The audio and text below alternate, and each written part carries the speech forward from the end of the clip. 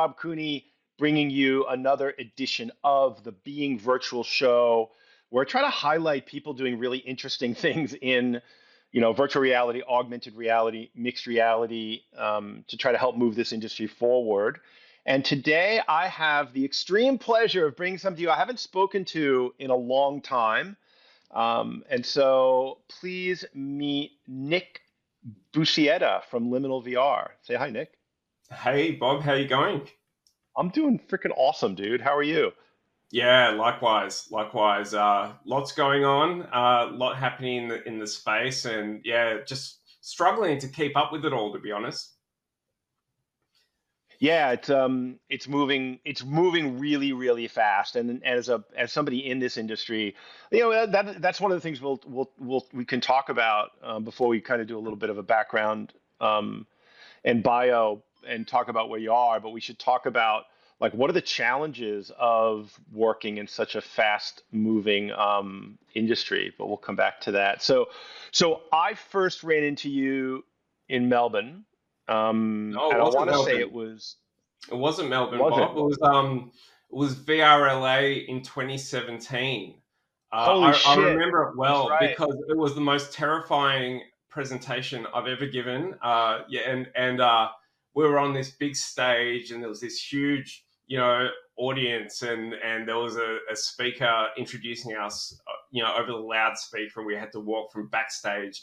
I've never done anything like that before, and it was crazy. And then I remember because we had various guys from our team, coming on one after the other, presenting on behalf of Liminal, and one of our researchers at the time got introduced, and I remember because you personally started a big clap. Uh, when one of our PhD neuroscientists came on, and it got the whole audience going. It was crazy. That was my first introduction to you, Bob, and then we met in Melbourne. I think we at one stage we bumped into each other randomly in the streets of Abbotsford when you were doing some work with zero latency, and yeah, we just happened to be sort of working nearby, and yeah, by happen chance just bumped into each other. Yeah, I remember that. Thanks for the reminder. I'd totally forgotten about the VRLA thing, and I can picture it now. It was a big stage and a big room, and I was fascinated by the stuff that you were doing. I was really impressed at that point. And then came and did a demo in your offices in Melbourne, and was really blown away by this idea of a platform that could help measure the impact of these experiences on people. And since then I've seen applications that have adopted that methodology. Whether they're adopted your platform or not, I'm not sure. Mm. But I'm keen to get caught up on what's happened since then, frankly, because it's been a long time and so much has happened. And so, talk to us a little bit about like what is liminal, and what's that journey been a little bit. Sure. So, I guess Liminal, myself and my co-founder Damien Marati, we've been around for a while in this space. Liminal, I guess, was first conceptualized back in 2014, back in the Google Cardboard, Oculus DK1 days, where yeah, everything was brand new, and we both came from non-gaming backgrounds. I was a corporate lawyer, and Damien was working in sort of a tech support and digital marketing business that he'd sort of established and sort of ran by himself for a number of years. And we both wanted to change, and stumbled across VR and was blown away by what it could do. And in particular, like very primitive type, experience is what hooked me in. It was the classic Google Cardboard type experience that makes you feel sick, where you're sticking your phone in, and all the experience was moving through a space in a house and going up the stairs, and it was very low fidelity and pretty primitive type experience. But what struck me was looking up at that house, gave me this sense of awe, just by the virtue of the fact that virtual reality has this ability to produce scale on demand, which is the only technology that's capable of doing that. I guess we've got mixed reality now. And so, both Damien and I have a lifelong passion for tech and psychology. I was a technology lawyer, and then I also studied at undergraduate level in psychology and got a little bit dissatisfied studying as an undergraduate with the medical model of psychology, which seemed to be an undercurrent of everything that I was learning there. So I kind of moved into law and then got frustrated with law and then moved into VR. But I guess so. Like what we started digging around once we sort of stumbled across this tech back then, and started researching what was out there in the research realm. We came across some really interesting work at the time that was being done by Stanford University, looking at we pretty much read everything that came out of the Stanford Virtual Human Interaction Lab, and we thought this is like a really, really exciting space. And so, we were trying to brainstorm what is it about virtual reality that makes it categorically different from other media? Like, how is it different from games? It's got to be more than just the fact that you can look around, and it struck us like what you're doing is you're effectively hijacking a person's consciousness, and you've got almost complete control over the audio visual stimulation that you're delivering to someone, and also giving them a sense of agency inside a virtual world, so you can create interactivity and haptics and things, and you're sort of stimulating people's senses in a way that other technologies are unable to do. Even traditional gaming, although there's obvious parallels and obviously leveraging a lot of the same effects. And what we discovered as we were sort of discussing this back in late 2014, early 2015, was that in our estimation, what makes virtual reality categorically different is its ability to induce emotional and cognitive states in people. Fun things are really fun, scary things are really scary. There's just something, there's a whole bunch of unique elements of this tech that I think is a game changer in the way people interact with technology, and you've got that sort of human computer interaction that is like at its essence about changing states, and it's not all about well-being and Zen gardens and serene beaches and things like that. It, like any digital media, if it's having that effect on you that the developer and the designer wants, it's going to make you feel something. Now, they may not necessarily be thinking about it in that paradigm, but if you're creating a horror game, you want someone to feel scared.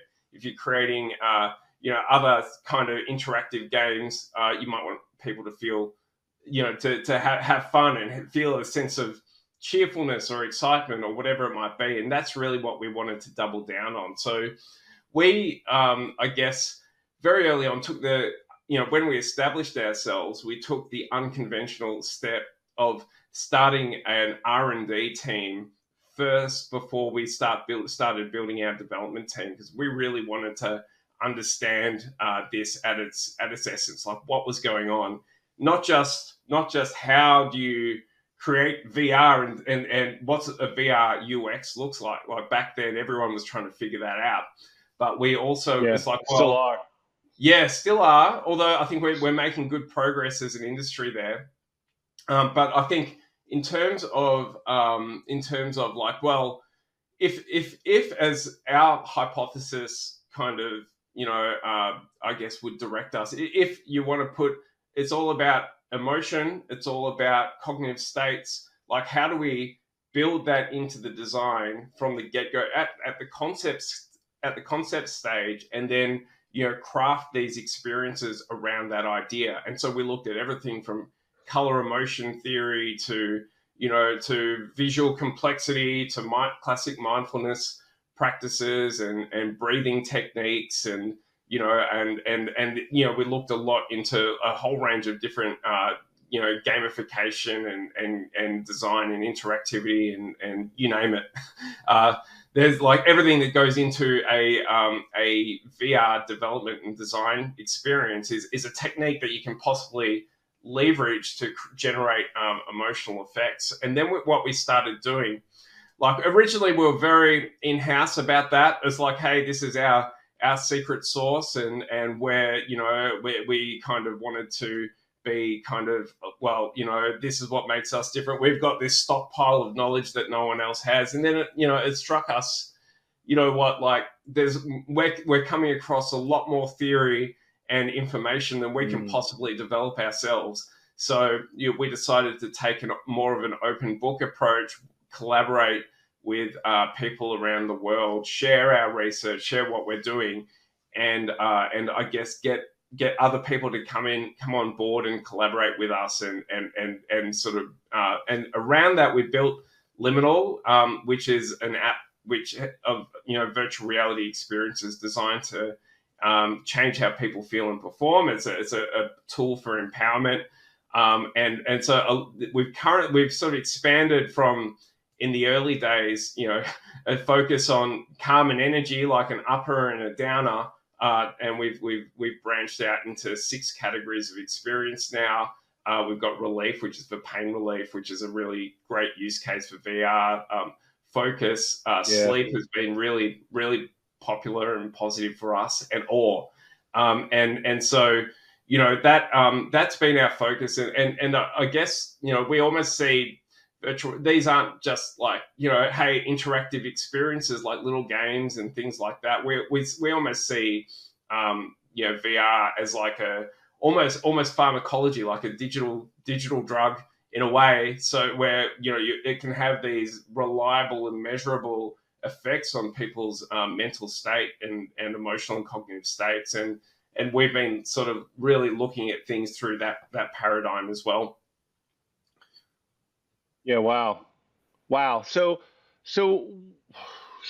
wow, where do we go from there? There's so many Sorry, I'm in a room with that tends to happen sometimes. I'm in a room with 15 doors. I'm trying to figure out the first one to open. And so look, you talked about a couple of things. One was this hijacking conscious. I'm going to just do the one that's most interesting to me, which is this concept of hijacking consciousness, and then the work you've done as far as cognitive states and helping people, and there's been a lot of talk about focus and a little bit of talk about pain relief, but the sense of awe is not something that I've heard a lot of people talk about, and I'm a big Jason Silva fan, and we talk about flow state. And I know that James Jensen at Jump has been doing some work about how do you use VR and his experience to get people into a flow state, and so I'm curious about so many things. Let's start with just the basic concept of hijacking consciousness, and so talk a little bit more about what does that. Let's start with what does that mean to you guys? Yeah, well, that's an interesting question. I've never been asked about that before, so I'm going to ad-lib this a little bit. But I guess there's maybe to take one step back before I get into it. There's this, we've all heard the metaverse is dead, VR is a failed technology, all that stuff. I rather the real world rather than the virtual world, and I rather reality over the virtual, and the reality is everyone's reality is what they experience as the aggregation of everything they experience in life or in the moment. And so to say that you've got like, well, we're hijacking people's consciousness, well, really what we're doing is we're crafting new realities through the digital realm, and that so what we're doing is delivering not just, hey, I'm playing this game. We're actually creating a conscious experience in the end user, and that is a very, very powerful tool that this technology can deliver, like full immersion, where you've got and if you think about it, a lot of the classic research literature in VR, draws on this concept of presence, where you're in VR and you kind of forget about the real world. We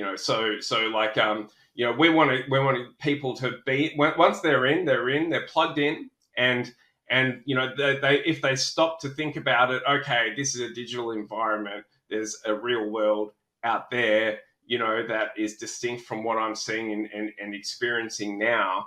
But if we can make people forget, then we've got effectively complete control over what they're experiencing.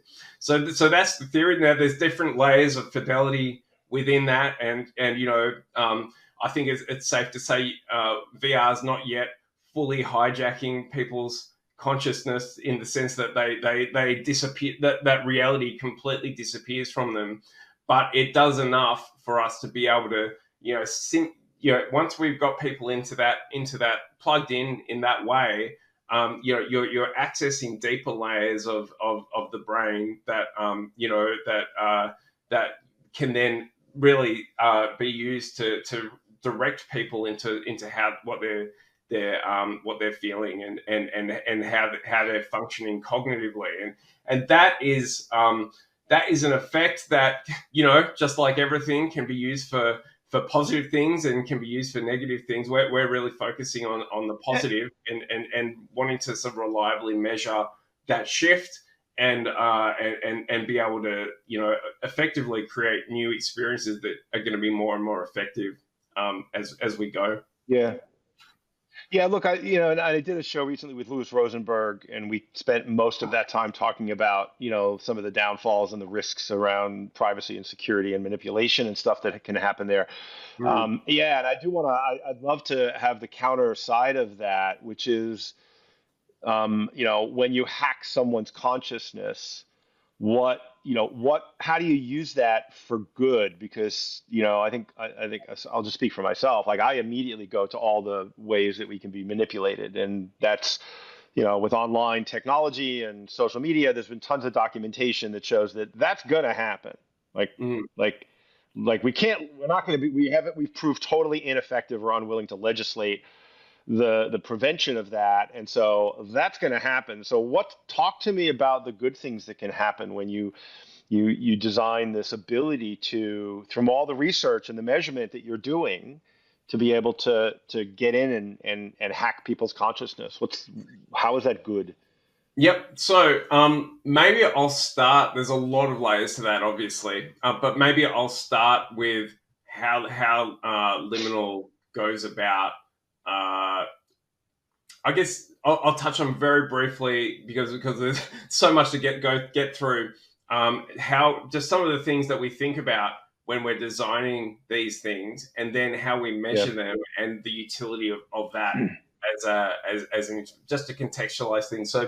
So like, back like in the early days, we worked with a lady who's really really smart person called Stephanie Andrews, who used to work at Pixar on A Bug's Life and Toy Story, and she really sort of helped shape our thinking in the early days, and I guess directed our attention to these fields like neuro art, neuroaesthetics, and back in 2015 we were trying to imagine, like, how does that apply to virtual reality design, and we were looking at things like color emotion theory, and like what's the effect of color on a person's emotional experience, for example. And then we did research with the Florey Institute of Neuroscience and Mental Health here in Melbourne. They're the largest brain research centre in the Southern Hemisphere. We got about 800 people, roughly. I forget the exact number,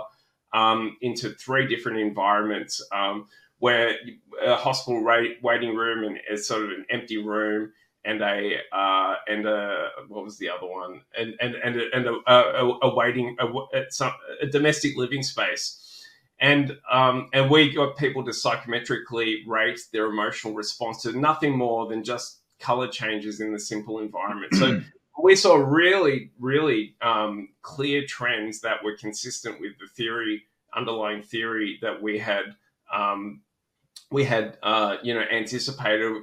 As you'd imagine, the blues and greens of nature tend to be what people rate as most calming. Like the more the grays and browns people tended to rate as most as stuff that may have elicited more boredom and things like that. But there's also like it's not all about the color hue. It's also about the saturation level of the color. So a muted blue could sort of bring what's known as the arousal level down, but like a very vibrant, saturated blue might make you more alert and sort of bring you up. So there's all these little knobs and levers and methodologies that you can apply that has this effect, and that's just one layer of like what's a complicated array of different design methodologies which we've been uncovering and continue to uncover as we do our R&D. But like so we did that with the Flora Institute, and then but when we launched Liminal, like what we really wanted to do was I guess set up a system where we not just do some front end research, come up with some creative concept and put it up on in our app. We wanted to really sort of I guess come up with really structured systems to quantify the subjective realm in ways that we can reliably measure a pre and post shift in people's emotional states. So, for example, when we launched with calm and energy, we wanted to, how do we make this simple? We don't want to make it too burdensome for people, or then no one will use our app. But how do we make it simple so we can get, get a reliable data set that lets us use it? And so we came up with this emotion rating system where, and the amount of debate that went into our psychometrics was just like, it's almost traumatic reliving the experience, but it's such an important thing. Like, this is how we're going to be measuring all content that's going to be coming into our app in the future. But we've been over time getting pre and post responses from our users for over the course, and we've got a freemium model with Liminal. So and one of the reasons for that is because we want people to be using it, and we want to be collecting this data, and we want to be learning new things and really sort of trailblazing this neuroaesthetics field. So that has been our mission, and that's what we launched. We announced in 2017 when you started that amazing clap. And how has that gone? So the ability to create a platform that you've got other people adopting, so you made a decision, we're going to keep this to ourselves, we're going to build it, or we're going to open it up to the world and let innovation happen elsewhere. And so how do you feel about that decision, first of all, and then talk about how that's led to scale for the business? Yeah, it was a really tough decision, like a really tough decision. It was a huge sacrifice for us to, effectively, when you're using Liminal, every week you're getting, currently across 6 categories, you're getting 24 experiences for free. We've got over 120 experiences now. So a lot of people will use Liminal and not subscribe because we've got such a liberal freemium offering. So that's, in a way, that's good. We get a lot more organic usage. Like it's not like we're forcing people to pay and there's a big sales pitch in our app or anything like that. People subscribe if they want to, but that does have a revenue impact in the short term on a studio like Liminal. So we figure that what we want to do is we're set up for scale. We're set up for when the VR industry is on a pathway to ubiquity. And so what we've had to do as a pragmatic step is deliver commercial projects with clients and build all sorts of things that any VR studio would probably be familiar with, to keep the lights on and to pay our staff. And so that's been a challenge because Liminal is completely bootstrapped. we've never had a single dollar of investment from any external investor in 10 years, and Yeah, float wow. trying to build a freemium app, with with zero investment coming into our company, with a heavy R&D agenda, and Yeah. neuroscientists and psychologists has been a challenge. But we're still kicking around and building our base. And so when you kind of opened up the platform for third party development, I think I heard you said too. So where other people are kind of adopting the framework. I'm not sure what else to call it, if Mm. that's the right term. What are there? What apps that are out there in the world that are kind of using liminal science and framework to be able to like add to the knowledge base and then grow the ecosystem. So we've just had just literally, was it yesterday or the day before, a developer called Mindway, who are one of our partners, who have released their second experience on Liminal. So they had an experience in Calm, and they've just recently released an experience in our sleep arena as well. So they're in a way. And so is I just want to clarify. So is Liminal kind of like almost its own store where you go into the Liminal app and then there are experiences from third parties that you discover through the Liminal application? Look, we it's not a store as such. Like that kind of thing. Sorry, it could be a free Is store, like a store where you Yeah, shoplift or something, yeah. What it right? is, so what it is more in its current configuration is, we're working within meta store policies and that kind of thing. Yep. Platforms like we're not a real platform in the sense that it's a marketplace that where people can buy and sell and things like that. What it is we've been conducting our research over almost a decade now, and so we've consolidated all that into a design guide, which we call our Psych Docs, which has been developed by our researchers and neuroscientists and psychologists who've been sort of working on that over a long period of time. And then as what we want is, okay, more content in Liminal is good for our users, it's good for our R&D, but what can we offer third party developers? Well, we make available our IP in good faith that they're going to then turn around and build us an experience. So that's how we roll. Gotcha. And then like I mentioned Mindway here, but like for us it's really important if someone wants to.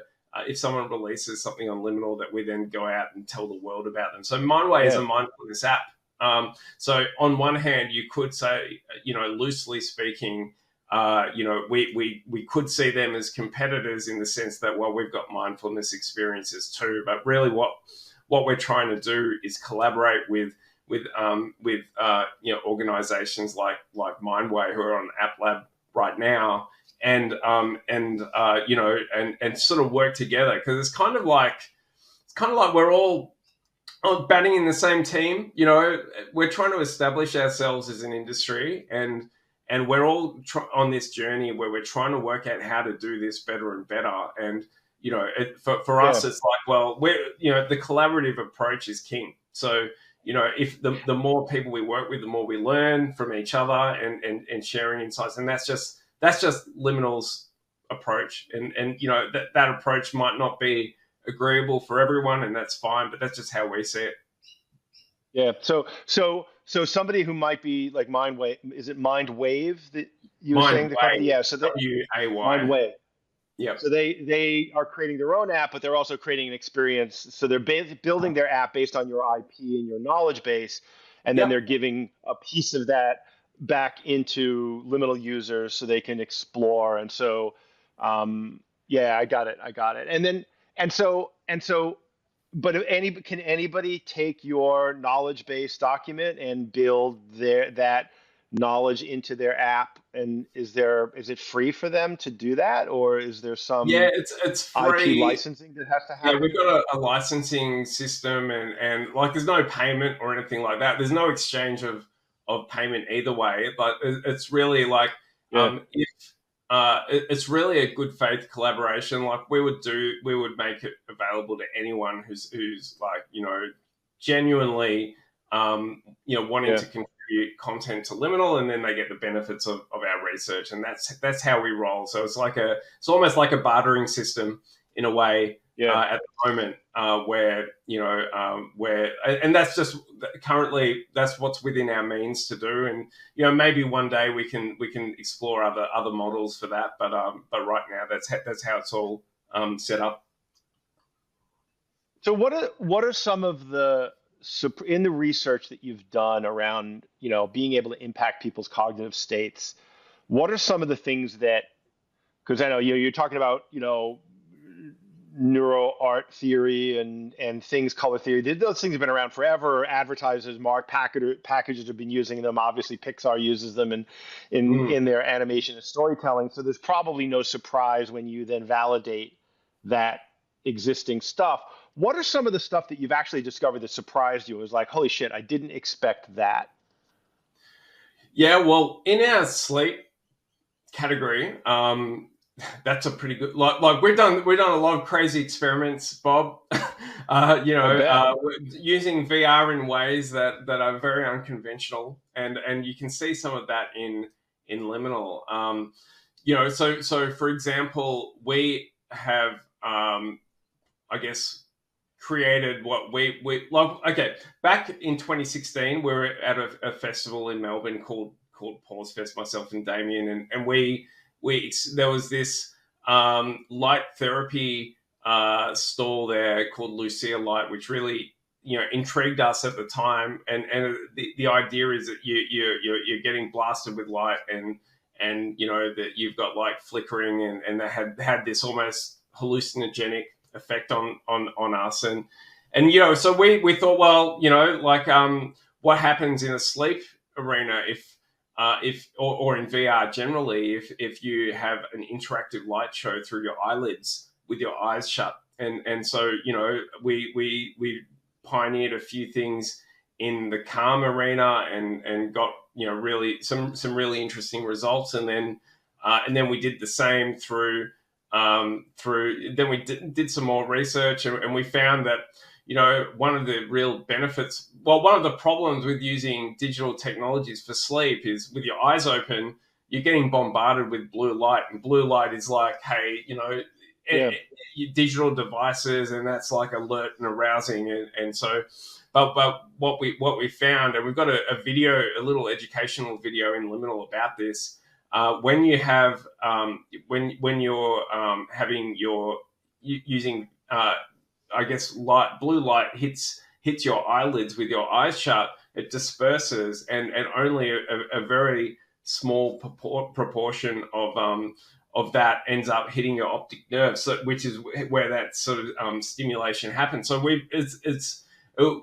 that has proven to be very interesting from a R&D point of view, because like people, when you're sleeping, you want to lie down, you want to have your eyes shut, and so we created these sleep experiences that where that leverages that effect, and it's been one of, in our reviews, probably our most commented on category has been sleep experiences, because people have been really finding benefit in that, and so like that's been probably one insight that has really sort of struck us, and we think we think it has a lot of legs moving forward, especially once the devices become slimmer, and you don't have this bulky thing on your head like it, which is kind of a lot like hope.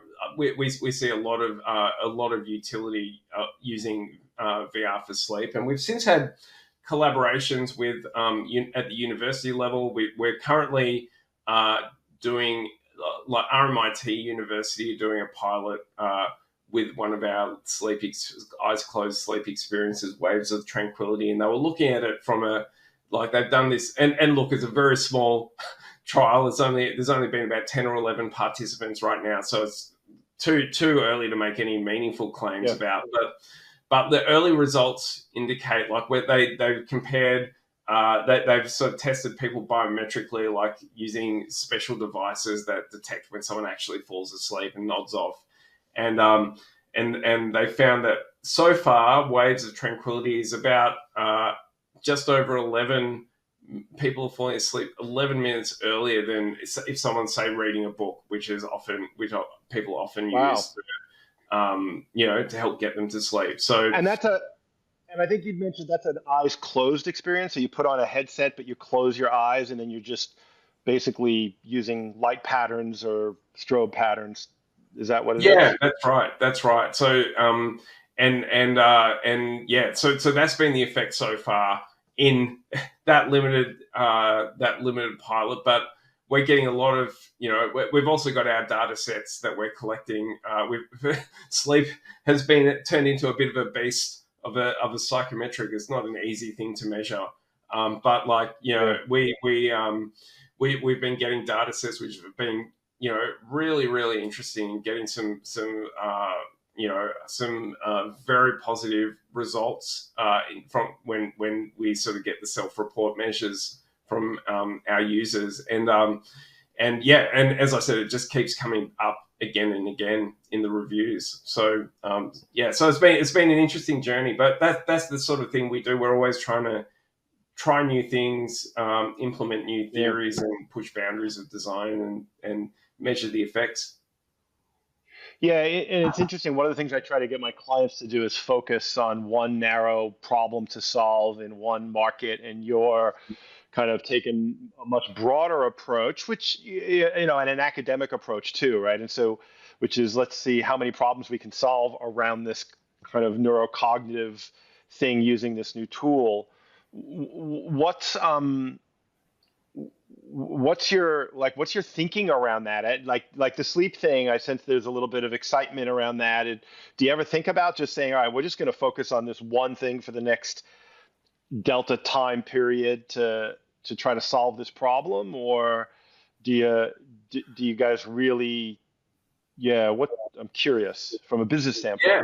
From a business standpoint, I guess we want to be a place where people can. There's a couple of drivers for us, and this is what I think makes Liminal scalable. Is how do I put this? There's with like, people want to experience different things, right? They want to feel different things. They want to they want to go on an emotional journey. They want to also have a sense of being. I guess people have different mindsets when they're using our experiences. Some do it for the entertainment side of things, which is perfectly fine. And then others, may have sleep issues. So there's like an entire vertical there in our sleep category. I think something like 30 to 40% of people in the United States alone experience, sleep disturbance of some nature. And then Yeah. you've got people who may be experiencing pain, or other people experiencing anxiety.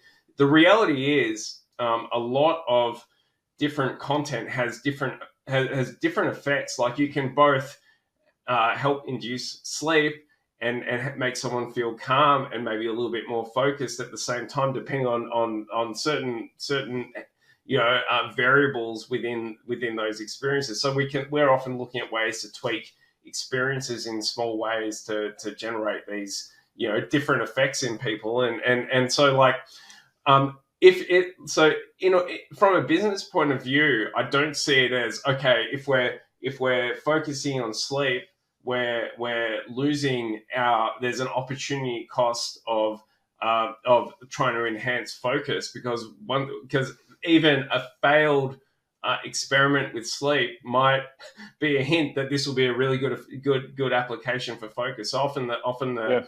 the R&D failures are often wins. Like, one of our first energy experiences back in the early days, we did some preliminary testing at a festival, of all things, and we found that while we were stimulating people as we thought it would, we actually made a huge amount of people, report feeling anxious afterwards. So that taught us something. That taught us what not to do, but also taught us a little bit about stress induction. And then that stress induction may have other applications in different scenarios if you think about learning and development or training and things like that. So they're it's all interrelated. And what we've also found from a research point of view is the research community have been flocking to liminal. Like we've got researchers in the Netherlands using liminal for alcohol and for people with alcohol and drug dependence. We're in a juvenile detention center in Nebraska. We've got we're in a palliative care clinic in Italy where they're using liminal in an end of life context. Where we've had it used among chronic pain patients in hospitals, and we've had it used during surgery, but during like spinal procedures, and we've had it used during post laparoscopic surgery for women undergoing like gynecological procedures. It's been used during it's about to be used for wound dressings, for employee well-being, for student well-being. It's been used by counsellors to sort of support counselling sessions in schools and mental health clinics. So, like the applications are just wild, to be honest. It's all about from what we as I sort of mentioned at the outset, like what I think makes the medium categorically different is its ability to induce emotional and cognitive states, and the ability to do that just has all these applications. If you think about the vastness of the spatial dimension, and then the vastness of human psychology, and you try and marry those together, like it's almost overwhelming to think about it. And so these people, because that was my next question, was going to be how are people using this in kind of more commercial applications that are around training and even entertainment. I'm curious. There's like a lot of stuff happening in the storytelling and museum and art experiences now with virtual reality, and so how is anybody is anybody using this in like an entertainment storytelling context to try to do a better job of igniting emotional responses in the people experiencing these that you're aware of? I mean, we are, but in terms of like the underlying research, we make our research available to partners who want to build content for Liminal. So, I think a lot of what I will say is a lot of creative developers intuitively know and apply many of these principles without necessarily knowing it or even thinking in that paradigm. So that's happening anyway. But like in terms of but there's a lot that don't, Nick. There's a lot. I want to interrupt you because this is a really important point. There's a lot that don't. Yeah. And so I'm curious where the opportunity is for people to actually, get up a learning curve using your research and tools faster to do a better job, because a lot of people that are developing in this space are bootstrapped, they're resource constrained. There's, it's difficult to raise capital, for companies in this market, especially building content. And there's a handful of apps that have been successful on the Quest store, and other than that, there's a lot of people walking around a potential graveyard looking for scraps to feed their families with, right? And so I just wonder, is there an opportunity for people watching this to say, hey, maybe I can do a better job of developing our application, because I actually have no idea what neurocognitive states are, and I don't understand color theory, or I don't, and if so, well, let's answer that question first, because I want to just try, and then I'll come back and ask a follow-up question about how do they do it. But like, can a game developer use your tools and your research? And if so, what's the quid pro quo? What's the value exchange for you in that relationship? Yep. So there's a couple of things. The best like for us, what would be a great outcome is, hey, someone's creating cool content, they're creating their game, and they think they could really benefit from Liminal's research. It's like they sign up as partners with Liminal, commit to creating an experience on our app. We release that, we launch it, then they get access to the psych docs, and then they can continue building that out further and building a really cool game. Like if that's like, for example, we could see many, like we've as I mentioned with Mindway, and there are other examples as well. We've got like Cosmic Flow in Liminal from Dmitry Medvedev, and a lot of people who have been around on SideQuest and what have you would know what that is. Like we are very, very open to a wide range of different types of content coming onto Liminal, and that for us that's a win-win. Like it adds value to our community, our research adds value to their development process, and that's something that really I think is a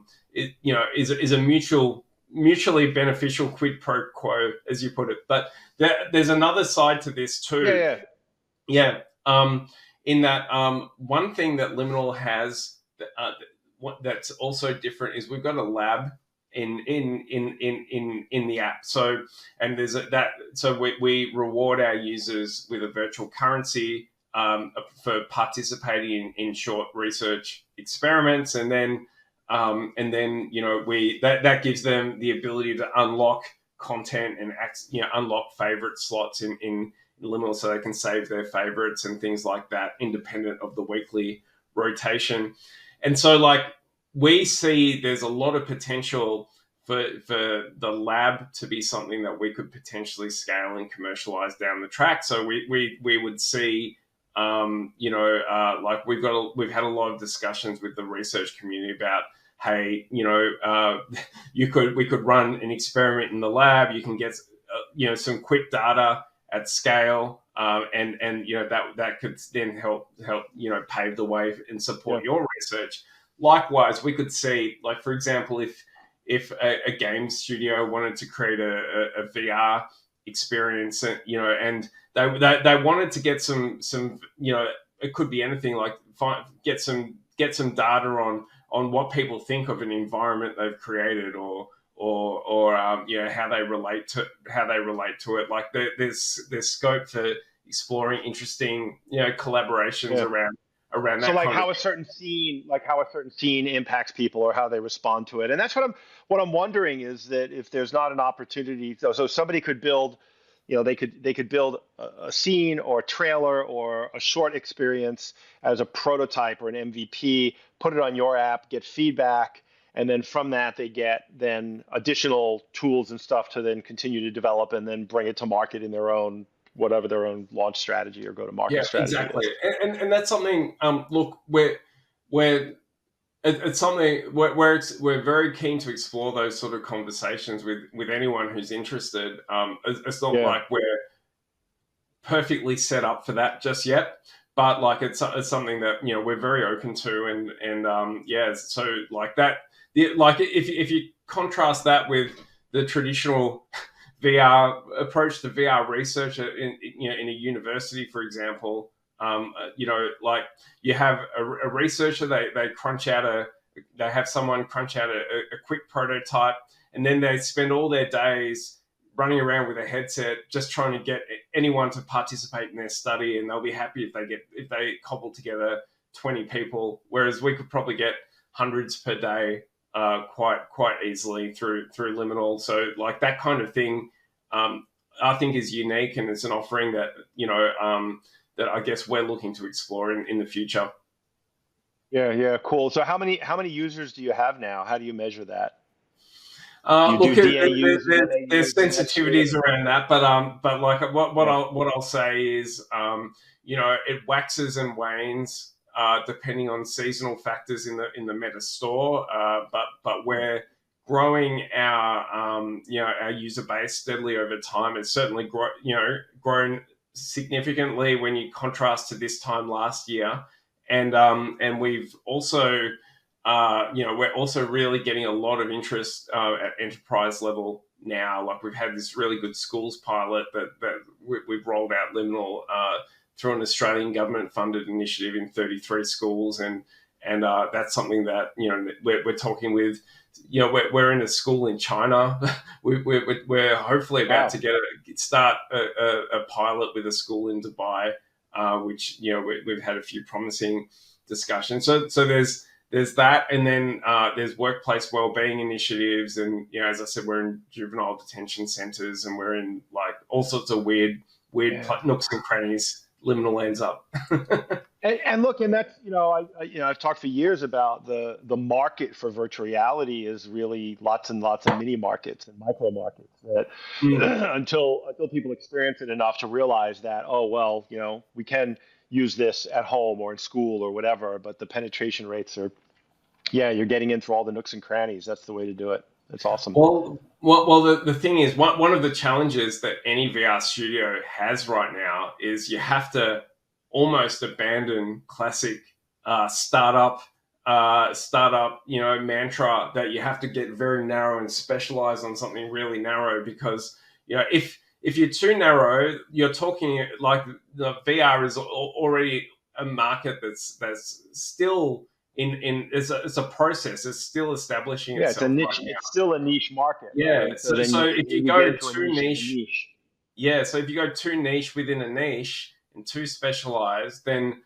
you're really not going to get clients and revenue at the scale that you need to sustain an operation. So you have to diversify. And I think it depends, and that depends on the margins associated with it, which is I think where you're seeing the success is, enterprise training, where the value of training on how to repair a jet engine is so high because the cost of a mistake is so high, and the cost of a real jet engine to practice on is so high that the companies making the experience can charge a lot because the value prop is there. And so that's where you're seeing a lot of success in the B2B VR space, is in these really high margin, really micro niche markets.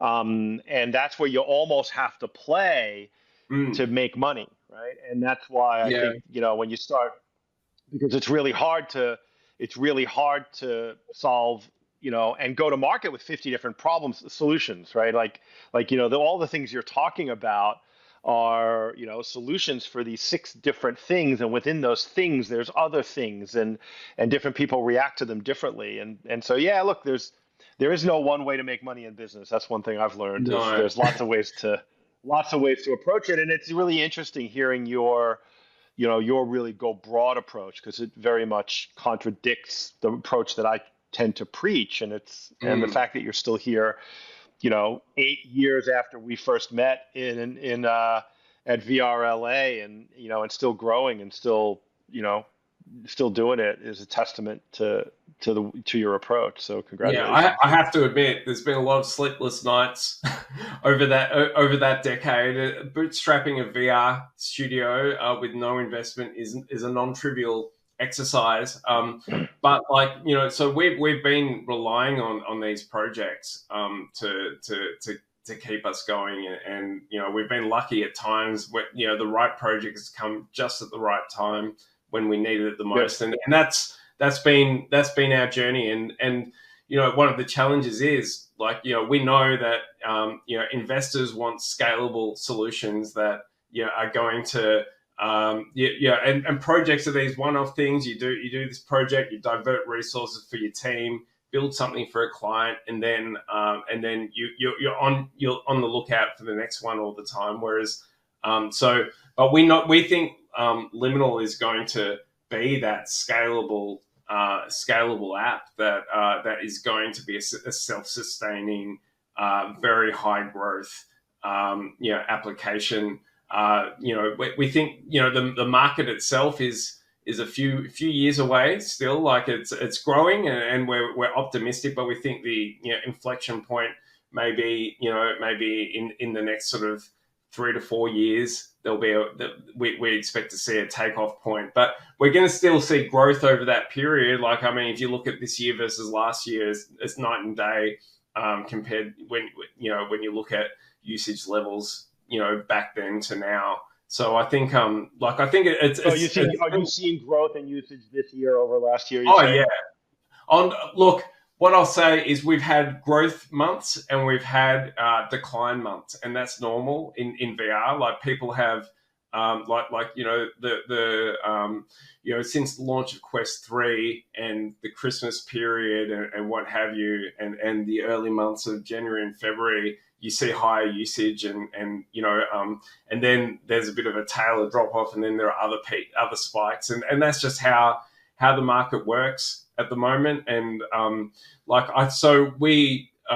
we're seeing but if you contrast, even the last, the first 5 months of 2024 compared to the first 5 months of 2023, it's a very big difference what we've seen since, and that's largely, I think, attributable to the Quest 3 launch and just more, just in my mind, a marker of progress in the industry.